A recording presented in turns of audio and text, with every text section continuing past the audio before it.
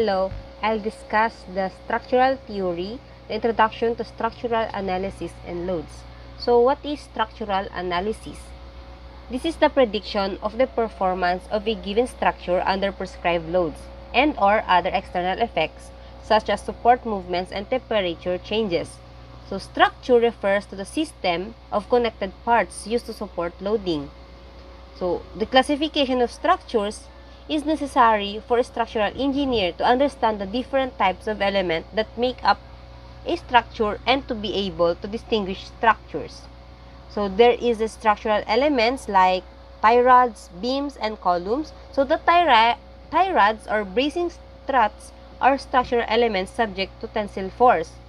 These members are very slender due to the existence of these loads and are often selected from rods, bars, angles, or channels. So beam are typically straight horizontal components used mainly to bear vertical loads. Columns are the members that are typical vertical that handle the compressive axial loads. There is also a types of structures. The trusses composed of slender elements which are typically arranged in the triangular form. So there is also cables that are usually flexible and carry their loads in tension. Frames are often used in buildings and are composed of beams and columns that are either pinned or fixed connected. Surface structure is made from a material having a very small thickness compared to its other dimensions. So what is load?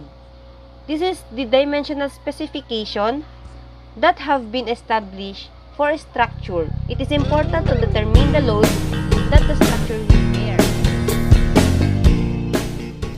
Structural systems for transmitting loads in most common buildings, bridges, and other civil engineering facilities. Two or more of the basic structural types are assembled together to form a structural systems that can transmit the applied loads to the ground through the foundation. Such structural systems are also referred to as framing systems or frameworks. Those are actually composed of different structural members combined to resist the loads. That loads are transmitted from the slab to the beam to the column and then foundation and then sa soil na. I have very good example for framing system or typical structural system. So, meron tayong slab, meron tayong girder, merong beam, merong foundation at column. So, I'll discuss how transmit the load. Ano ba yung mga load na kini-carry ng mga members na to? Yung mga loads na i-resist natin is yung gravity and vertical loads lang muna to downward loads. So, unang sasalo ng loads is yung slab. The girder is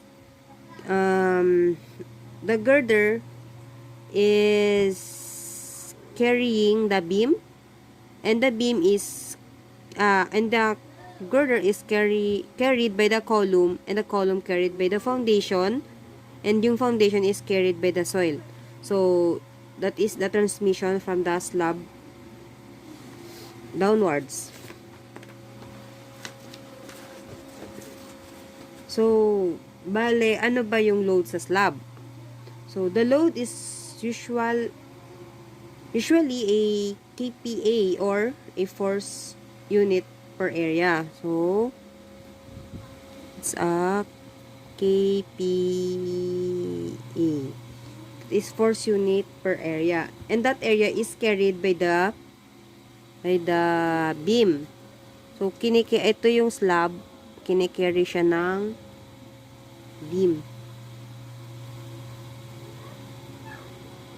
So, we know that the beam is distributed load. So, paano natin i-solve yung load na to?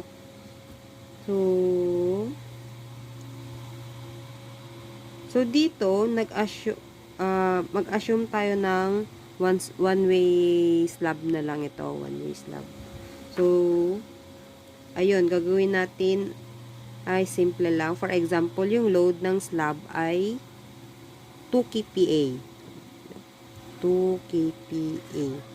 Tapos, that is actually a 2 kilonewton per square meter. And then, yung beam is only carrying kilonewton per meter. So, this load, we need to multiply this load to its certain meter para maging kilonewton per meter. Para cancel out yung ibang meter sa ibaba. So, ano yung dimension ang gagamitin natin? So, yung gagawin lang natin ay kukunin lang yung tributary with beam natin. Example, ito yung beam. Ayan yung beam. Kapalan natin yung beam. So, ayan. Ito yung beam.